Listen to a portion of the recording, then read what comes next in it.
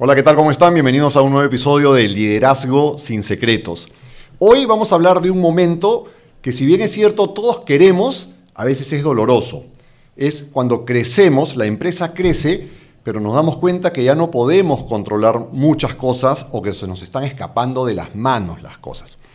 Vamos a hablar con Rigoberto. Rigoberto es el gerente general Perú y Colombia de Defontana, un ERP, un software que se caracteriza porque desde sus inicios, por ahí por el 2000, ya pensaba en la nube. Mientras algunas empresas seguían pensando en tener, y me corregirá Rigoberto con su experiencia y su conocimiento, mientras algunas empresas todavía pensaban en fierro físico, ellos ya estaban pensando en la nube. El 2010 llegan a Perú. Y bueno, vamos a comenzar un poquito de la historia y sobre todo del liderazgo humano, cómo se trata a la persona, cómo se desarrolla a la persona, cómo se busca a la persona que tiene que estar pues, en una compañía de tecnología que avanza y crece tan rápido. Rigoberto, bienvenido. Muchas gracias, Miguel. ¿Estuvo bien lo que dije? Sí, todo perfecto, todo bien. Nace el 2000 la empresa pensando ya en la nube. Sí, efectivamente. Bueno, el año 2000 los socios fundadores de la empresa partieron con esta idea de hacer un ERP en el fondo totalmente nube. Ellos venían también de ya haber participado o trabajado en empresas de este tipo, pero que eran instaladas. Y vieron una oportunidad, no concebían el tener que andar en ese tiempo con un disquete en el fondo instalando el sistema. Ahí algunos entenderán, otros quizás no se recuerdan o no lo alcanzaron a conocer.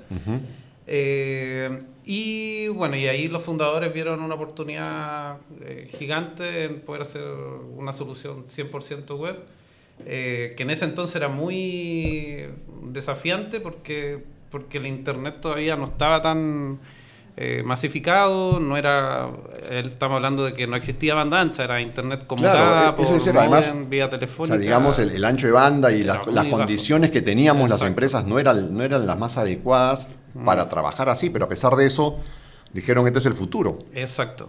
Y bueno, yo creo que le acertaron después ya de 25 años. La verdad que ya se hace muy complejo tener un sistema instalado ya a esta altura.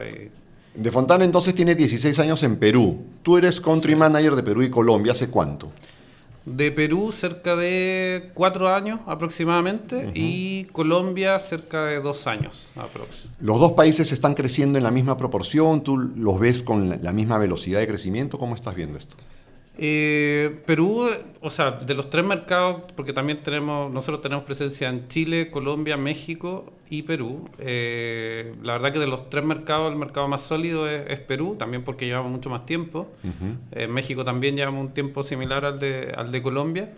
Y donde vemos una oportunidad muy interesante, repito, por el tiempo también que llevamos acá y la cantidad de clientes que tenemos también, es particularmente en Perú, y ahí estamos creciendo fuerte los últimos Antes de entrar al tema que es mi tema y mi pasión, que es la persona, y lo que quiero hablar hoy es de cómo combinamos ese desarrollo de la persona y ese trato a la persona con el crecimiento que a veces nos desborda, ¿no es cierto? Pero antes de eso, explícame un poquito sobre tu producto. Tu producto es un ERP típico, se vende, ya sabemos que está en la nube, pero ahora, bueno, casi todos están en la nube ahora.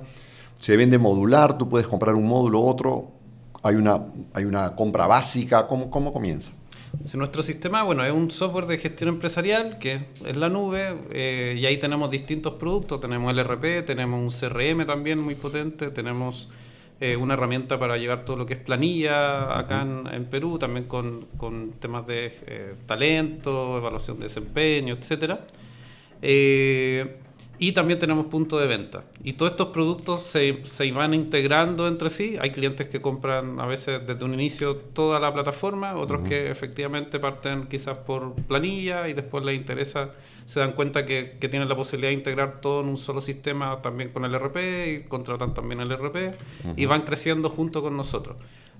Nosotros en ese sentido lo que le ofrecemos un poco a los clientes que puedan tener la escalabilidad de poder ir creciendo con nosotros. O sea, tenemos experiencia de clientes que iniciaron con nosotros pequeños, a través de los años fueron creciendo, y la ventaja un poco que ofrecemos nosotros es que el sistema no te va a quedar chico, sino que en la medida que tú vas creciendo también puedes ir creciendo con el producto.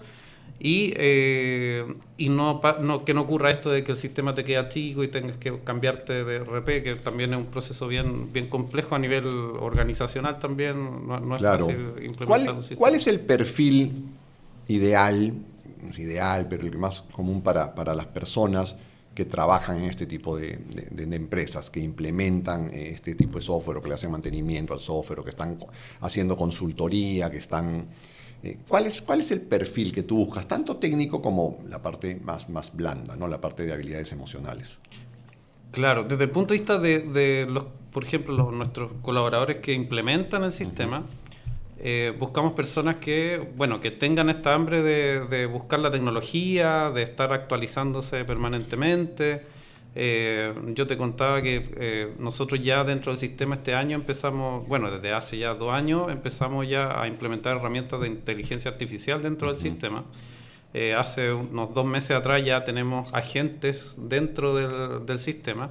Entonces necesitamos que sean personas que les guste mucho la innovación, la tecnología, y que se sientan motivadas también a estar constantemente aprendiendo. Porque, esa curiosidad, ¿no? Exacto, que en el fondo nosotros lo que buscamos un poco es que nosotros decimos, oye, mira, salió el agente de compra y el implementador, el ejecutivo, todo en el equipo, dice, oye, ¿cómo activo esto en el sistema? Porque quiero probarlo, quiero hacer pruebas, quiero ver cómo funciona.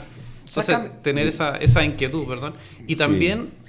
un liderazgo también que les permita llevar a nuestros clientes también a implementar el sistema. Porque nosotros siempre durante el proceso de implementación, que también es un proceso bien que impacta mucho en lo humano y en la dinámica de equipo y el liderazgo también, que ahí tiene que ser súper claro un liderazgo por parte nuestra, en el caso del consultor, y un liderazgo también fuerte por el lado del cliente para poder llevar el proyecto a cambio, porque es un cambio que va al core del... Claro, es importante, ¿no? Claro, al core del negocio, y siempre nosotros pedimos mucho ese liderazgo por parte del cliente, de que nos apoye, no sé, el gerente, o empoderando un poco a las personas para poder hacer el cambio. Claro, si la cabeza del cliente pues no está convencido o no le quiere meter puncha a esto, la gente no se va a adaptar tan rápido, no lo va a adoptar rápido.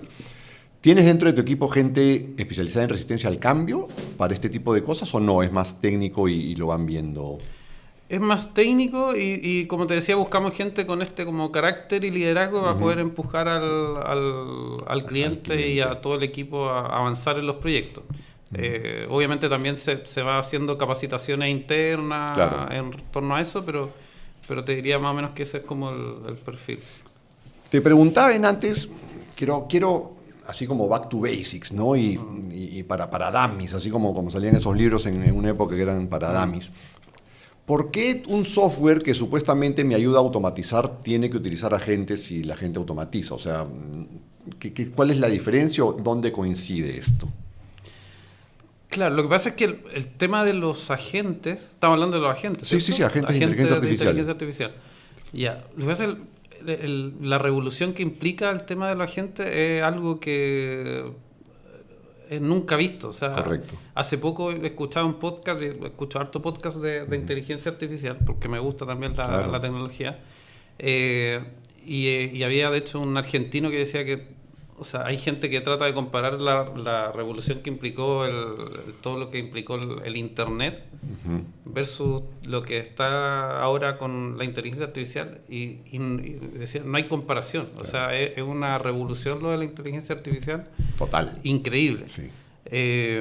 Entonces, claro, está la automatización por un lado, pero los agentes ya es otra cosa, porque la gente son entes que incluso ya toman decisiones en base a la información que tú le entregas. O sea, hoy en día los agentes de inteligencia artificial pueden, en el fondo, leen el escenario, reciben el contexto y no solamente te entregan información, sino que toman decisiones y realizan acciones concretas. No es si X mayor a 0 hace esto y hace esto, sino que ya está tomando decisiones en base a diferentes variables en un contexto. Claro. Yo hace poquito estaba en una reunión con ingenieros de nuestro equipo y me contaba un ingeniero que él desarrolla y tiene cerca de 4 o 5 agentes con tareas específicas y especializados en ciertas tareas de ese desarrollo. Entonces, claro, la productividad de ese ingeniero se multiplica fácilmente por 5. Claro, que tiene 5, es como que se haya contratado 5 personas para su equipo. Efectivamente. Entonces, claro, con una tarea específica, ¿no? Claro, entonces en ese sentido nosotros también promovemos harto el uso de agentes más, ya es mucho más que una automatización, es aumentar tu productividad por 5 más. Es impresionante. Sí. Yo el otro día, yo también escucho mucho podcast, No. no solo de inteligencia artificial, a mí me interesa muchísimo, a mí me interesa la persona, cómo le afecta a la persona esto, ¿no? Yo siempre digo en broma que cuando la típica pregunta, la inteligencia artificial te quitará el trabajo o no, no digo, bueno, te la va a quitar otra persona que sepa usar mejor que tú la inteligencia artificial de repente. Yo siempre digo en broma que a mí yo sí quisiera que me quite el trabajo, pero que no me quite el sueldo, ¿no? Que se lleve toda mi chamba operativa, pero que me deje pues a mí tiempo para pensar, para diseñar, para ver el futuro. Veía este podcast y contaban 2 historietas, ¿no? Que supuestamente ya uno no sabe pues además qué creer o qué no creer, ¿no? Y había una inteligencia artificial un agente que le habían dado digamos, la potestad de hacer las compras en una casa, ¿no? Entonces ya estaba como que el tipo del agente, ya no sé cómo llamarle, el agente veía lo que había de stock, veía lo que, ¿no? Porque había una cámara, qué sé yo, y hacía el pedido. Y todo iba muy bien porque, caramba, como un tema de logística, ¿no? Haz la compra en base al stock que tenemos, tú ya sabes el consumo promedio, ¿no? Pero el tipo contaba que a la tercera semana, de repente en las compras le llega una botella de vino. Y claro, pero entonces como que, oye, ¿por qué compraste vino? Y dice, no, porque tienes que celebrar, pues, ¿no? O sea, en la vida también hay que celebrar alguito, ¿no? Y entonces tú te pones a pensar y dices, wow, ¿hasta dónde va a llegar? Y escuchaba otro podcast, otro episodio de un podcast, y el tipo decía que él solamente está esperando el momento en que la inteligencia artificial nos diga que no quiere hacer algo, ¿no? Y ahí va a ser el problema, ¿no? Cuando le digas, oye, hazme esto, no quiero, no porque ahorita no tengo ganas, o no porque creo que no deberías hacerlo. Y ahí vamos a estar en problemas. Pero bueno, ¿qué tan común es que ya los ERPs tengan inteligencia artificial? O sea, inteligencia artificial, yo he visto sistemas o ERPs con inteligencia artificial, pero una cosa distinta, claro, es agentes de inteligencia artificial. Yo la verdad, acá en Perú por lo menos no he visto software que tenga, software ERP en el fondo, que tenga agentes de inteligencia artificial ya incorporados dentro de sus procesos. Y la verdad yo creo que ahí estamos a nivel también corporativo, estamos buscando ser pioneros también en convertirnos en un ERP agéntico y tener agentes de inteligencia artificial en cada uno de nuestros procesos o módulos. Vayamos al negocio en sí. ¿La inteligencia artificial o el desarrollo de la tecnología cada vez más rápido va a hacer, tú sientes que eso hace que tu negocio crezca más rápido o no? Sí, efectivamente, o sea, te aumenta la productividad. Yo lo que te decía recién un poco... Pero más allá de que me aumente la productividad, o sea, ahora que hay inteligencia artificial, yo digo, ahora sí me conviene más tener un ERP, o sea, estás teniendo más gente, más empresas que están llamando a consultarte para ver si logran implementar, o eso no está sucediendo. Sí, respecto a eso hay un tema también como de madurez y de percepción también de la inteligencia artificial y de los agentes de inteligencia artificial. De hecho, nosotros hicimos una encuesta hace poco en los 4 países donde estamos, y particularmente, por ejemplo, Perú salía que, y en Latinoamérica en general, hay un interés muy fuerte por adoptar la inteligencia artificial.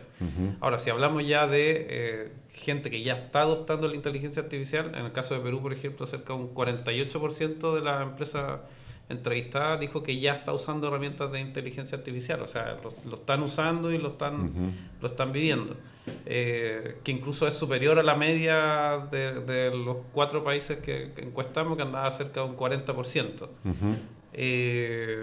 Entonces, en ese sentido, yo creo que la gente ya está adoptando la herramienta y efectivamente hay un crecimiento, porque puedes tomar decisiones más rápido, con mejor información, y ahí lo clave es, porque la inteligencia artificial potencia un poco lo que tú ya estás haciendo. Correcto. Si tú estás haciendo algo mal, si tienes información de mala calidad en tu empresa, si no tienes información consistente y si no está ordenada, tú le metes inteligencia artificial y y te va a aumentar lo malo y lo bueno. Entonces, ahí es súper relevante tener tu empresa lo más ordenada posible, tener bases de información de calidad, Claro. cosa que tú le puedas entregar esa información a la IA y eso efectivamente te va a hacer crecer. Y ese trabajo previo, digamos, ustedes cuando entran a una empresa se encargan de decir, oye, tu información no tiene la calidad necesaria para esto, ¿hay que hacer algo previo o eso se da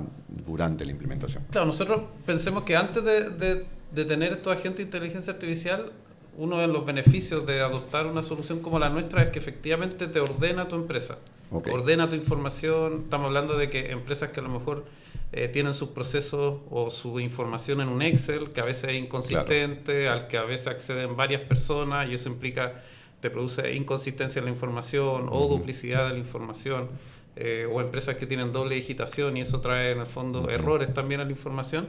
Todo eso nosotros ya por el hecho de implementar el sistema, eso ordena a tu empresa para tener toda la información ordenada. Entonces, básicamente eso es un proceso que ya llevamos mucho tiempo haciéndolo y que tenemos mucha experiencia. Y solamente ya agregándole el tema de la gente trabaja con la información que está en el ERP efectivamente y en nuestro software que ya está ordenada en el fondo. Entonces en base a eso el sistema efectivamente la gente te puede potenciar mucho porque ya el sistema, el software nuestro de ERP ya te ordena un poco te obliga a ordenar tu información y tu análisis, etcétera. Siempre a mí me ha llamado la atención cómo muchas veces el crecimiento de las empresas puede ser un obstáculo y no una buena noticia. Y el obstáculo básicamente viene por el orden y viene por personas. Las personas somos seres emocionales que muchas veces o nos vemos desbordadas por la cantidad de trabajo o por la incertidumbre o porque justamente la incertidumbre de no saber qué puede pasar mañana o tengo tantas cosas que hacer, es una frase que mucha gente tengo tantas cosas que hacer que no sé ni por dónde empezar. Ustedes van creciendo, tú como líder, ¿qué ves en los equipos de trabajo cuando esta cosa, o sea, en qué momento dices tú, oye, hay que tener cuidado, hay que mejorar tú mismo, cómo te sientes ante el crecimiento? ¿Qué pasa por la cabeza de un líder cuando una empresa crece como crecen ustedes o como crece una empresa tecnológica? ¿Qué pasa por la cabeza? ¿Es solamente el negocio? Cuando tú dices, ok, vamos a ver los recursos que necesitamos, ves a la gente como un número, una cantidad de gente. ¿Cómo ves esto? ¿Cómo ves tú el clima? ¿Cómo ves a tu equipo con este crecimiento fuerte que hay en las empresas de tecnología? Sí, el crecimiento de la empresa yo lo veo como oportunidades siempre. Siempre porque cuando una empresa crece eso genera oportunidades. Yo te contaba recién que cuando yo ingresé a la empresa entré como un consultor, yo implementaba el sistema con nuestros clientes. La empresa fue creciendo efectivamente, en ese sentido yo decía que en ese tiempo se abrió una línea de negocio nueva, que era el software que está enfocado en lo que es recursos humanos y gestión de personas.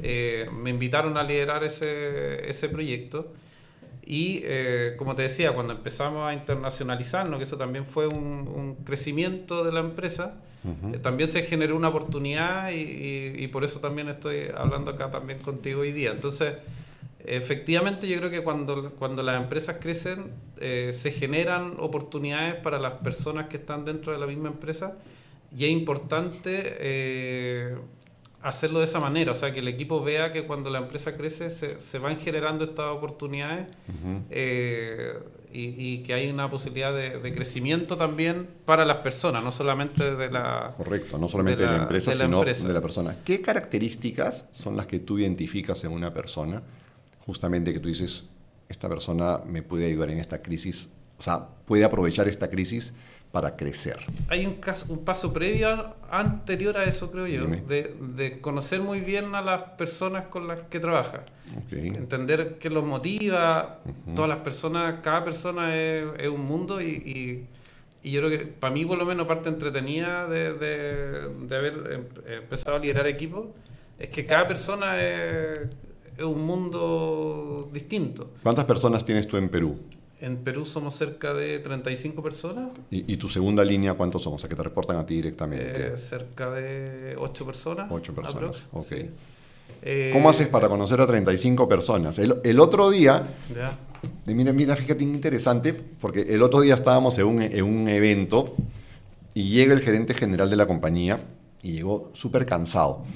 Cansado, era un desayuno, ya 7:30 de la mañana nos habían citado. Llega súper cansado y llega ronco, mal de la garganta. Y directamente dice, perdón, ayer estuve en un concierto. Y no pensé que iba a durar hasta tan tarde, y qué sé yo.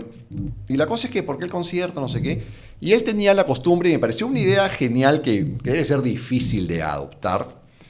Él tenía como 5 o 6 personas debajo y compartía con esa persona su hobby o algo que le guste mucho. Entonces, una de las personas de abajo era fanática del rock, de un rock pesado. Yo ni sé el nombre del grupo que mencionó. Entonces, parte de su integración y de conocer a su gente era participar de ese hobby o de esa cosa que le guste mucho. Entonces, el día anterior había llevado a esa persona al concierto de un grupo que le gustaba mucho, ¿no? Otra persona hace running, corre. Entonces, una vez cada trimestre o cada 2 meses sale con él a correr 10 kilómetros y así es como que se integra. Me pareció súper bueno. Sí. Súper bueno. Felizmente que a los míos solamente les gustan comer y me voy a comer con ellos, ¿no? Están escuchando ahí. Pero es difícil conocer. O sea, ¿cómo haces para conocer a 35 personas? Te encuentro toda la razón. Y ahora que haces la pregunta, es una súper buena pregunta y que va muy de la mano con una de las dificultades de crecer, como dices tú. Yo mientras me preguntaba y me contaba, estaba haciendo... Y me preguntaste y empecé yo también a ver cómo sí. Y efectivamente, a mí me pasó particularmente cuando llegué a Perú, que éramos cerca de 20, 18 personas. Y bueno, y ahí hubo harta movilidad también y me tocó personalmente liderar la contratación de muchas de las personas que actualmente trabajan en Perú, de las distintas áreas. Entonces, claro, en su momento las conocía y claro, cuando era un equipo más pequeño, efectivamente tenía mucho contacto mucho más cercano, pero en la medida que va creciendo, en la medida que también fui tomando nuevos desafíos también, por ejemplo, este otro mercado, efectivamente uno se va quedando con un poquito menos de tiempo para conocer en el fondo a todo en detalle. Y claro, uno trata de conocerlo a todo, pero efectivamente ya no tiene el mismo tiempo que tenía al principio cuando éramos 20, 18 personas. Claro. Y efectivamente ahí a veces uno se enfoca más también quizás en el equipo directo, como dices tú, de conocerlo, pero igual uno trata de darse el tiempo y también... De tratar de lo máximo que se pueda, ¿no? Exacto. Sí. Yo siempre les digo... Yo mi trabajo, a mí me encanta, mi trabajo me fascina porque todo el día estoy hablando con personas y estamos discutiendo temas de decisiones y temas de emociones y cómo lidiar con ciertas situaciones laborales, ¿no? Y yo siempre les digo, medio en broma, les digo, tampoco necesito que te sepas el nombre de la mascota de todos. Rigoberto, cuando las empresas crecen, la gente comienza a hacer cosas nuevas también. Hay carga nueva, hay tareas nuevas, hay emociones nuevas y todo lo nuevo implica equivocación, implica que me voy a equivocar, ¿no es cierto? ¿Cómo manejas tú esos cambios, esos errores en la compañía? ¿Cómo tu gente se siente confiada de equivocarse, atemorizada de equivocarse? ¿Cómo es que funciona esto cuando se crece?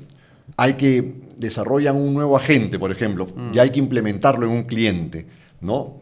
Lo más probable es que a la primera no salga todo perfecto, van a haber errores. ¿Cómo se maneja eso en una consultora que va a implementar en un cliente, no en un tercero? Sí, en ese sentido nosotros, y esto viene desde el gerente general de la matriz, desde el CEO de Fontana, es el problema no es equivocarse, sino que hay que equivocarse rápido y barato. Claro. Y para eso hay que ser súper transparente y si uno se equivoca hay que decir, oye, ¿sabes qué? Me equivoqué en esto y en esto, ¿cómo lo resolvemos? Siempre más que buscar culpables nos enfocamos en ok, nos equivocamos en esto, insistamos, iteramos y avanzamos. Entonces en ese sentido, y una de las cosas que me gusta harto de Fontana es eso, que no hay el error no se castiga. Incluso a veces me ha pasado con el CEO, me dice, Yo prefiero que hagáis algo distinto y que te equivoques Correcto. a que hagas lo mismo y estamos sujetos a que siga todo como está. Prefiero 1000 veces aguantar un loco que empujar un lento. Exacto. Entonces, la verdad que en ese sentido hay una cultura de la empresa que promueve mucho el tema de, ok, equivoquémonos, probemos y probamos rápido y si no funciona, bueno, probamos otra fórmula Correcto, y seguimos. minimicemos riesgos, pero Exacto. probemos, Exacto. ¿no es cierto? Y tú sientes que tu gente cuando escuche esto va a decir, sí, estoy de acuerdo, o va a decir, no sé, no. ¿Tú sientes que la gente tiene esa confianza para que Yo creo que sí, pero sí me ha pasado que siento que a veces es un tema cultural, que me pasó en Perú y en Colombia, que en Chile como que eso está mucho más arraigado, como que siento que es en más Chile, fácil equivocarse? En Chile siento que es más fácil equivocarse y acá como que Está penado. les duele más equivocarse. Y como te digo, siempre yo por lo menos proveo, ya, ok, no te equivocaste, yo no voy a dedicar 30 minutos a decirle lo mal que lo hizo. Claro. Porque es un tiempo que no me sirve tampoco de nada, o sea... Y porque además el objetivo de decirle algo por haberse equivocado es que mejore. No que tú te sientas Claro. bien o que tú desahogues tu ira. Exacto. No por la persona que se equivocó. No, sino que, oye, yo lo que quiero es que esta persona mejore. Claro. Y si va a mejorar, tengo que decir las cosas pues claritas y en el momento oportuno, ¿no? Claro, y yo quiero saber también si nos equivocamos para poder seguir avanzando. O sea, no quiero que alguien se equivoque que me esconda... Sino que, Ese okay, tema que importante te es, equivoca, veamos cómo lo solucionamos y seguimos avanzando. Ese tema que importante es, ¿no? El silencio nunca soluciona el error. Claro. No se puede meter la basurita debajo de la alfombra. Sí, efectivamente. Entonces, en ese sentido, tratamos de... Está esa cultura dentro de la empresa y yo creo que todos los líderes tratamos de promover eso también por un tema que también... Bueno, no hay una escuela de líderes, entonces vamos aprendiendo también de nuestros líderes y los líderes, en el fondo, en este caso el CEO de la compañía, siempre el espíritu ha sido eso, en el fondo... Qué importante es que todas esas cosas vienen de arriba hacia abajo, ¿no? Sí. O sea, si en verdad por más que me lo digas, si yo no lo veo arriba, no se va a implementar. Sí, no va a calar en los trabajadores. Otro tema importante cuando uno va creciendo en negocio, en equipo, es algo que a muchos nos duele y a otros tantos no, que es delegar, ¿no es cierto? ¿En qué momento ya delego? ¿Qué tanto me cuesta? ¿Qué tanto necesito confiar en la persona? ¿Ya mi equipo estará preparado? ¿Cómo te va a ti con eso? ¿Cómo te va con delegar algunas responsabilidades? ¿Tú tienes clarito que algunas cosas no las delegas, otras sí? ¿Cómo vas con ese tema y cómo van tus equipos con ese tema? Sí, yo trato de delegar lo más que puedo, porque en el fondo...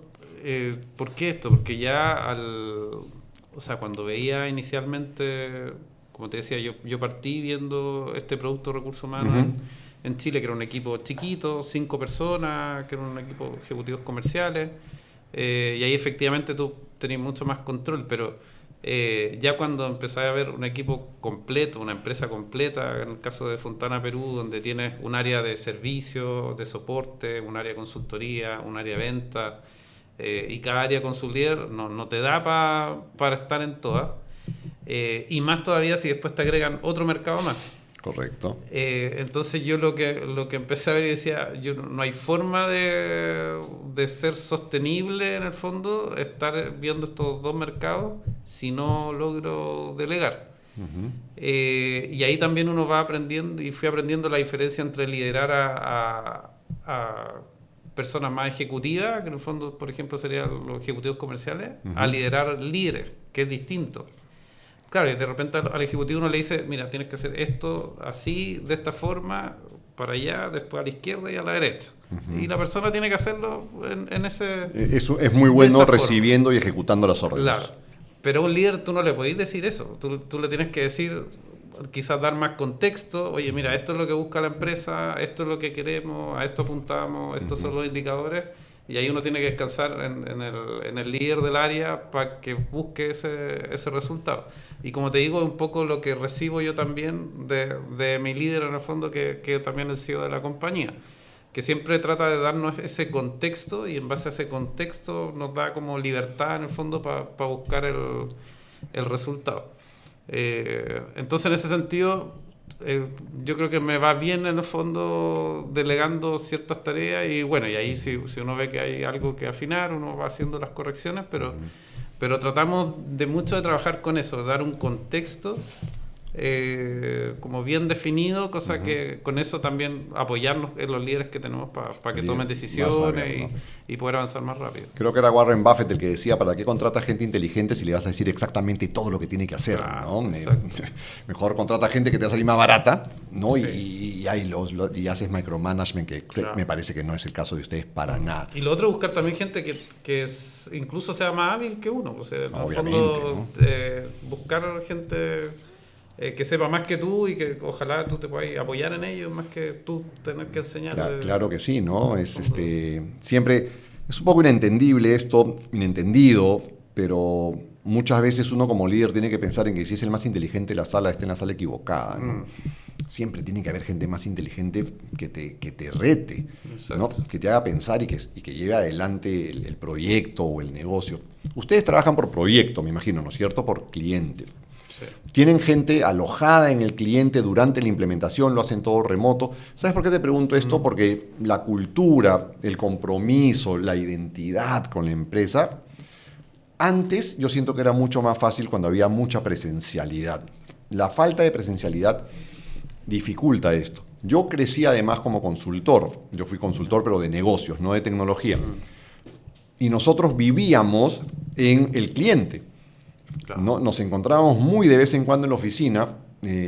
Yo me acuerdo, yo hice un proyecto cuando recién comenzaba mi carrera como consultor, hice un proyecto en los bancos más grandes del Perú y estuve 16 meses en ese banco, yendo de lunes a viernes.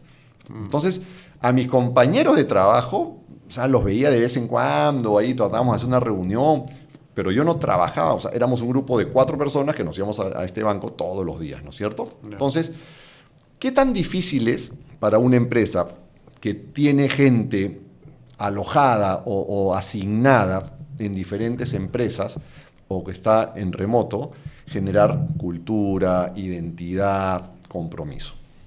Sí, ahí en nuestro caso, bueno, te cuento un poco cómo el proceso, un proyecto típico nuestro. Nosotros, de partida, claro, todo nuestro equipo de consultoría y soporte, vamos a llamar el equipo de consultoría el que implementa los proyectos y soporte el que ve todo lo que tiene que ver con soporte, que es posterior a la implementación, están acá en Perú, son en el fondo locales de Perú. De hecho, en el equipo nuestro, de estas 35, 45 personas prox, habemos 2 chilenos y el resto son todos de acá de Perú. Okay. Y nuestro proceso de implementación generalmente es por videollamada o presencial en nuestra oficina. Que van a nuestra oficina y se juntan con el equipo.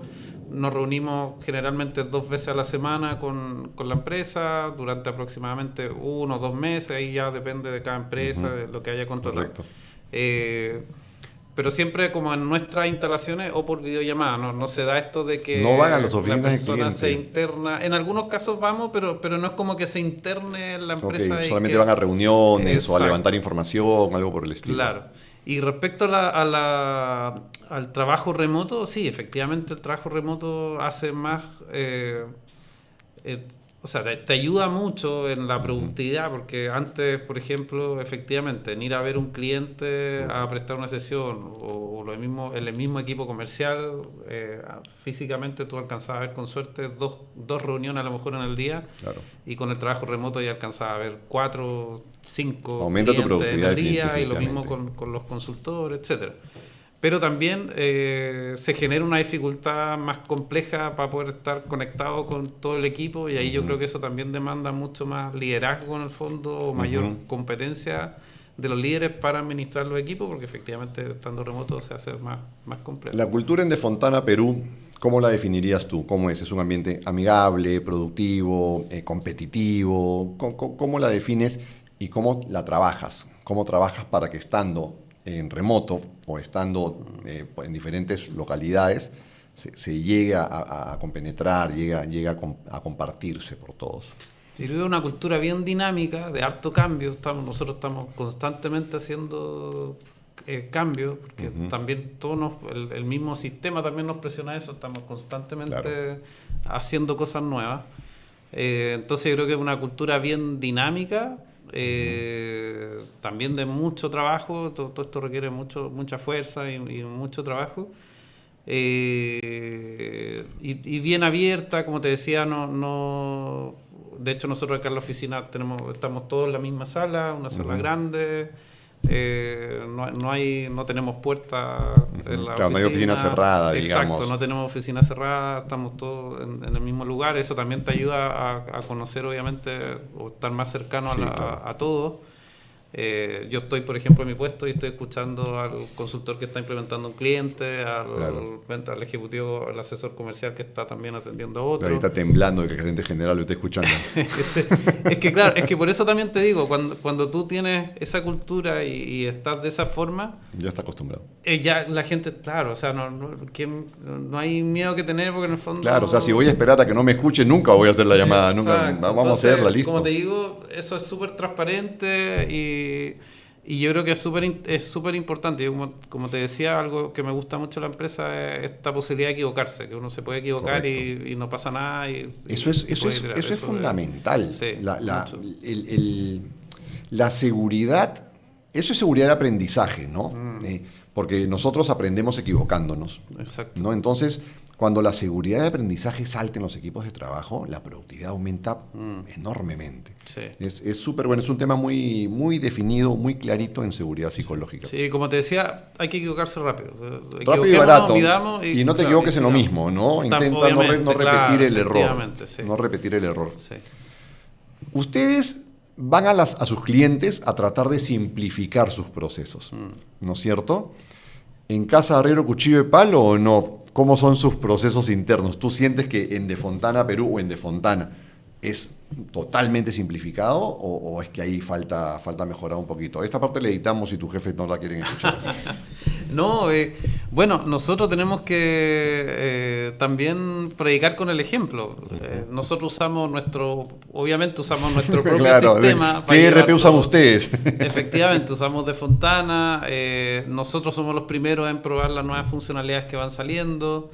Y efectivamente estamos constantemente buscando cómo automatizar distintos procesos, el proceso de implementación, el proceso de venta también, el proceso de marketing, con el tema también la inteligencia artificial estamos adoptando a gente en distintos procesos nuestros también. ¿Es una práctica suya el que, por ejemplo, sale un agente probarlo primero en casa, pero no como ambiente de pruebas, ¿no? Ambiente de pruebas para que pase producción, no, sino meterlo a tu RP para que ustedes hacerlo, o dependiendo de qué es lo que si está dentro pues del ámbito de operación de ustedes, ¿no? Sí, claro, o sea, nosotros tenemos un proceso que es el proceso que tiene cualquier empresa tecnológica, que se hace el desarrollo, pasa por pruebas y de ahí ya se libera y nosotros ahí lo probamos también internamente. De hecho, ahora poco, cuando sacamos el tema de la gente, que fue hace poquito, hace 2 o 3 meses sacamos la gente de compras, al mes siguiente ya sacamos la gente de recursos humanos y probablemente en un mes más venga el de venta. Y ahí efectivamente probamos nosotros esos agentes, también probamos con algunos clientes muy cercanos nuestros para que lo probaran, porque como es algo tan nuevo, ni siquiera sabíamos cómo cobrarlo, porque no conocemos claro. Ningún RP que tenga gente de inteligencia artificial, por lo menos en Latinoamérica no hemos visto. Entonces estábamos viendo cómo... El sistema de pricing, ¿no? Exacto, cómo hacemos el pricing, porque es demasiado nuevo. Pero sí, nosotros también... No nos cuentes cómo hicieron, porque no le vamos a dar dato a lo demás, pero ¿qué uno tiene que ver cuando, en ese ejemplo, por ejemplo, ¿qué uno tiene que ver en ese ejemplo? ¿Cómo haces el pricing de algo que nunca has vendido y que no existe, que antes no existía? No, básicamente buscando modelos similares. Hay agentes que, si bien no están amarrados o no están complementados o potenciados con un RP, pero sí, vimos algunos agentes que bueno, todos los agentes actualmente, la forma de consumo es a través de tokens, que son como sesiones que consume la gente cuando tú le haces una pregunta. El tema es que no hay forma de predecir cuántos tokens te va a consumir una pregunta que tú le haces a la gente hasta que te responde y ya está consumido. Correcto. Entonces, ahí en el fondo, en base a eso, miramos un poco otros agentes. También, obviamente, tuvimos que mirar cuánto nos cobraron a nosotros, porque nosotros lo liberamos y no sabíamos cuánto nos van a cobrar a nosotros por esta forma que tiene de funcionar. Claro, porque al final tú no sabes si dejarlo como una bolsa abierta, si limitarlo. Exacto. Ahora, es lo mismo que también ocurrió en algún momento con antes, por ejemplo, yo no sé si se acuerdan, me imagino que en Perú también funciona así, cuando tú contratabas un plan de celular, de telefonía móvil. Claro, que tenías eran minutos, era una bolsa de minutos. Uh-huh. Actualmente eso ya es ilimitado, o sea, no tiene sentido cobrar bolsas de minutos. Se dice que en el caso de la inteligencia artificial también, dicen que en el mediano plazo ya no va a existir esto de los créditos o tokens que consume la IA, sino que ya va a ser ilimitado. Exacto. Bueno, la tecnología avanza y hace que el costo cada vez sea menor, ¿no? Claro. Esperemos que eso sea. Sí. Así que eso, y bueno, y la respuesta es que sí, nosotros probamos nuestros propios productos, propios sistemas, nos interesa que nuestro consultor que implementa la herramienta, obviamente también consuma en el fondo lo que nosotros desarrollamos. Y obviamente todos tenemos que conocer eso para poder en el fondo mostrárselo a los clientes y ofrecerlo. Rigoberto, De Fontana tiene como propósito, quiero leer un poquito, democratizar la tecnología, sí. ¿No es cierto? ¿Eso cómo lo ves en temas de personas? O sea, si yo democratizo la tecnología, ¿realmente estoy ayudando a la persona a que se equivoque menos, a que tenga menos estrés, a que tenga más balance familiar, laboral, etcétera? ¿Tú ves eso en el día a día o normalmente no? La carga sigue siendo la misma. Porque al final tú lo que haces es simplificar procesos, volver a la gente volver, digamos, el trabajo más productivo. ¿Tú sientes que el propósito de democratizar la tecnología ayuda a que la persona libere estrés, baje, le vaya mejor con el trabajo o no? Sí, de todas maneras, o sea, la idea un poco de automatizar procesos también es que la persona también tenga más tiempo en su día a día y confíe más en los procesos que realiza. O sea, ¿en qué te puedo decir esto? Hay algún caso súper sencillo. En lo que es nómina, por ejemplo, nosotros tenemos una herramienta que te permite que tú, cuando ya calculaste todas las boletas de liquidación o las boletas de sueldo, las seleccionas todas, presionas un botón y le llega por correo a cada uno de los colaboradores. No hemos topado mucho con clientes que eso antes lo llevaban con un Excel, sí, claro, donde armaban cada boleta, la guardaban en un PDF en su computador y una a una las mandaban a cada una de las personas. Sí.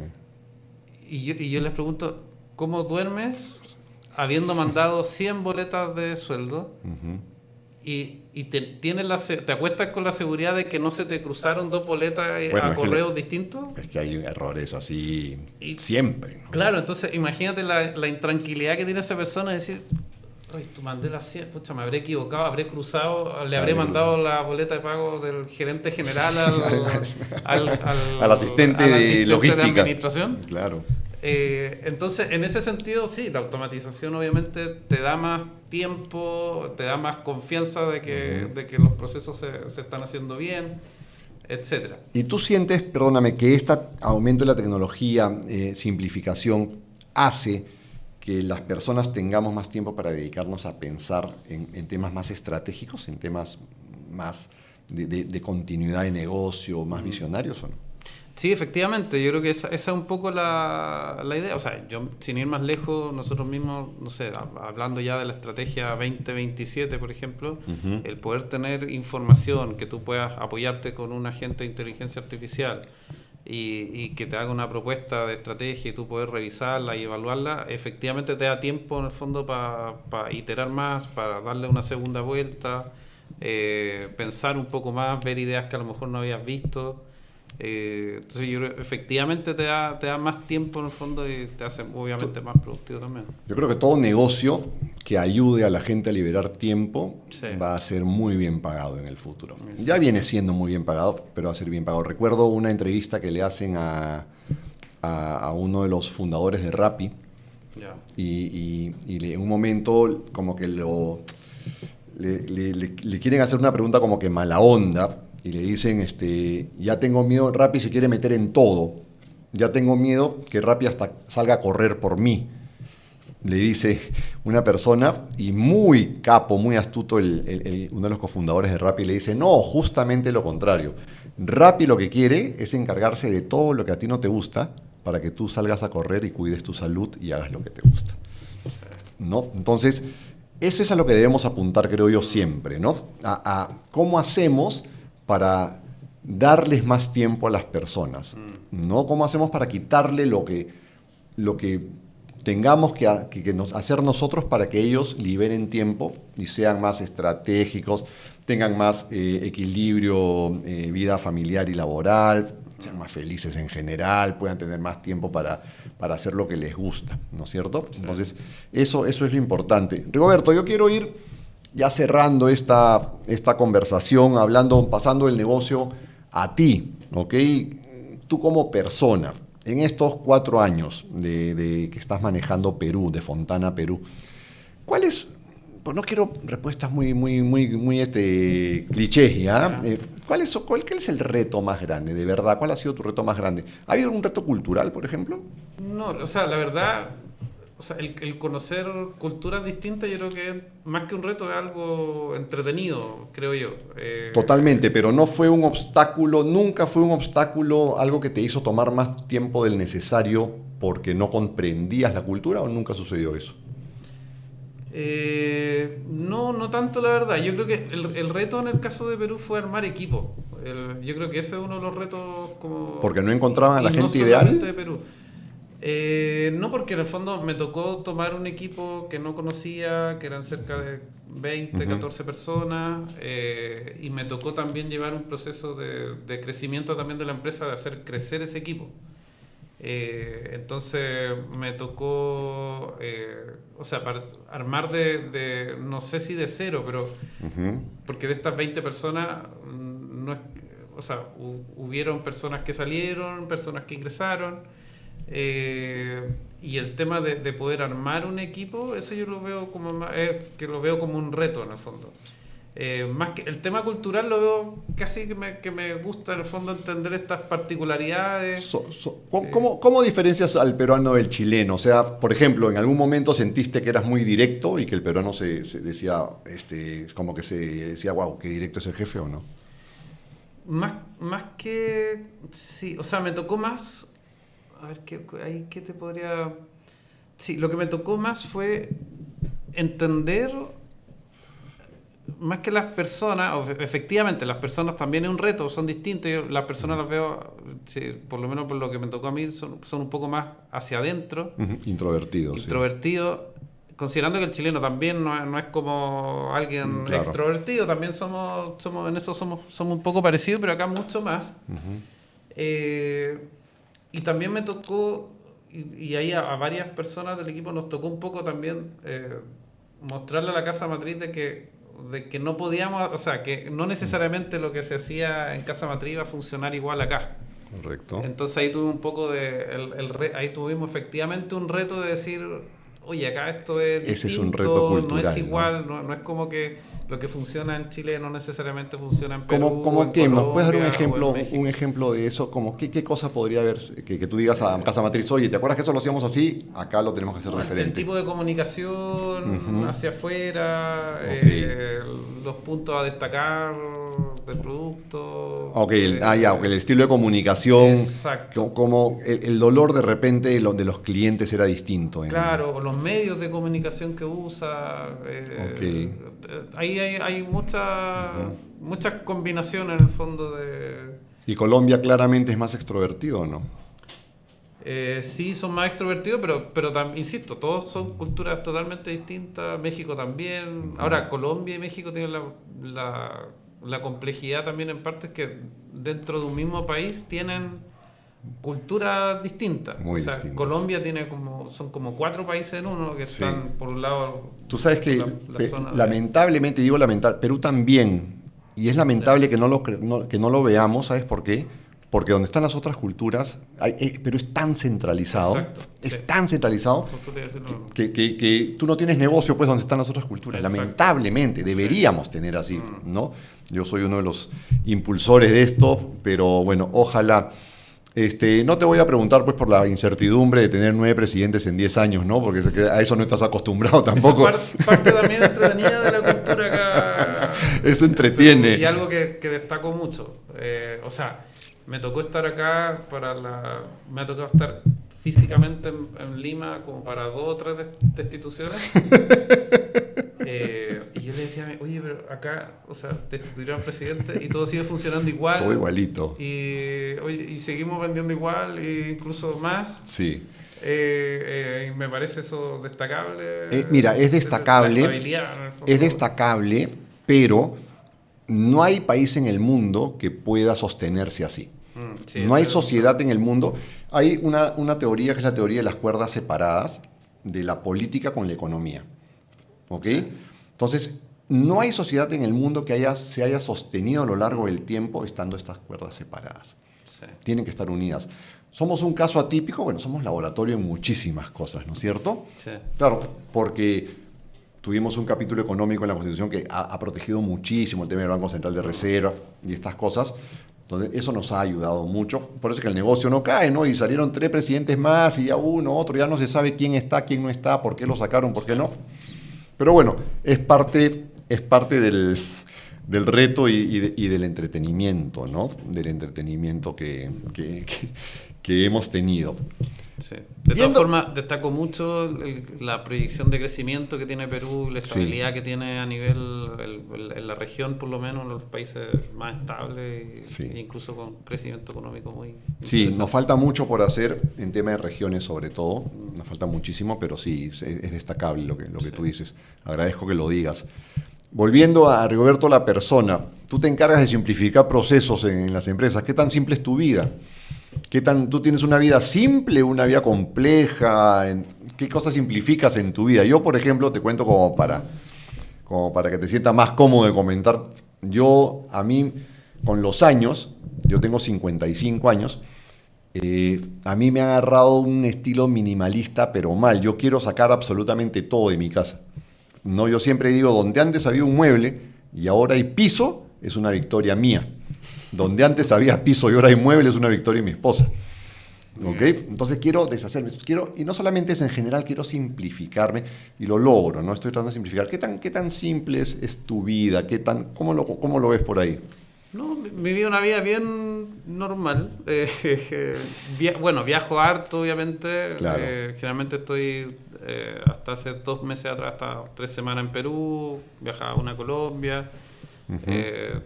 Cada 2 meses viajo a Chile también. Y estoy en ese camino que dices tú, de viajar liviano, de decir mañana quiero estar en tal lugar y no tengo nada que me ate quizás. Correcto. Entonces tratar de viajar liviano. ¿Te apegas a las cosas? ¿Te da pena, por ejemplo, vender un auto que lo tuviste 6 años, 5 años? Particularmente me gustan mucho los autos. Y tengo ¿Te los quedas? Sí, me los quedo. Tengo autos, tengo 2 autos que los tengo hace tiempo. ¿Como de colección así? Exacto. ¿Qué autos son? ¿Puedes decirlo o no? Tengo un BM30 un Serie 3 del año 84, wow. 325. Eso, mi amigo Eduardo Chapuis te va a escuchar y te va a pedir conocerlo. Sí. Y tengo un Z4 primera generación, BMW también, mecánico y la versión como el top. Ese es el de 2 personas, ¿no? El Z4. Sí. Y esos autos yo no me deshago de ellos porque sé que no los voy a volver a encontrar. Claro, pero ¿no te deshaces por un fin comercial que en algún momento van a valer mucho o porque son porque me parte gustan, de mí? Sí, me gustan. ¿No los tienes acá en Lima? No, los tengo en tu casa en Chile. Pero aparte de eso, no, vida sencilla, trato de viajar liviano, como te decía. También estoy en ese proceso. No sé, hago deporte para tener energía también, viajar, todo se hace más fácil cuando uno hace deporte. Es impresionante, ¿no? Sí. Lo fácil que se solucionan algunas cosas. Yo practico mucho yoga. Yo hago la mitad de la semana yoga y la otra mitad un tema de tipo funcional o algo por el estilo. Y siempre digo que eso es básico para poder tener la energía, ¿no? Porque uno cree que le quita energía, pero no, lo que hace es darte la energía. Justo hoy en la mañana estuvimos en una conferencia y les contaba a las personas que supuestamente, o sea, una de las cosas que te asegura dormir bien esta noche es haber hecho ejercicio apenas te despertaste. Si tú haces ejercicio apenas te despiertas, como que te asegura que vayas a dormir bien esta noche, ¿no? Es súper interesante. Rigoberto, ¿qué quieres dejarle a tus equipos? ¿Qué te gustaría dejarle a esos equipos? Cuando tú estés ya mucho más arriba en la organización, en otra organización, ¿qué te gustaría dejarles a los equipos? ¿Cómo te gustaría que el equipo te recuerde o qué tan sólido lo quieres dejar? ¿Cuáles son las características más importantes? No, que tener esta hambre de aprender siempre cosas nuevas, de tomar los cambios también de una forma positiva siempre, los cambios, y eso siempre me lo han dicho, los cambios siempre, y lo he vivido también, los cambios siempre son positivos. Y creo, insisto, el tema de tener la posibilidad de equivocarse y iterar rápido, yo creo que eso también es valioso, sí, ¿no? Es muy valioso. La última, mañana a las 8 de la mañana, cuando todo el mundo abra su WhatsApp, va a tener un mensaje de Rigoberto. Todos los trabajadores de Chile, Colombia, Perú y México. No de Fontana, todos. ¿Qué te gustaría que diga ese mensaje? Que hay que ser feliz. Qué bonito. Sí. Es importante, ¿no? Sí. Es muy, pero muy importante. Pase lo que pase. Sí. Rigoberto, la verdad que para mí ha sido un gusto, un placer tenerte acá, conversar sobre Fontana, sobre ti y sobre cómo uno ve el mundo, ¿no? Y sobre cómo la tecnología nos ayuda, nos da chamba también, Sí. pero nos lleva a un mundo mejor. Ha sido un placer tenerte acá. Muchísimas gracias por la visita. Súper, muchas gracias también, Miguel, por la conversación. Bueno, ha sido un episodio de Liderazgo sin Secretos. Hemos hablado con Rigoberto sobre el crecimiento en la empresa y cómo eso duele también. No todo crecimiento es así de facilito. Hay que saber cómo manejar el equipo, hay que identificar, hay que saber qué cosa le duele a nuestro equipo, qué cosa nos duele a nosotros, aceptarlo para superarlo. Si te gustó, síguenos acá en las otras cuentas, en redes sociales y nos vemos en el siguiente episodio de Liderazgo sin Secretos. Chao, chao.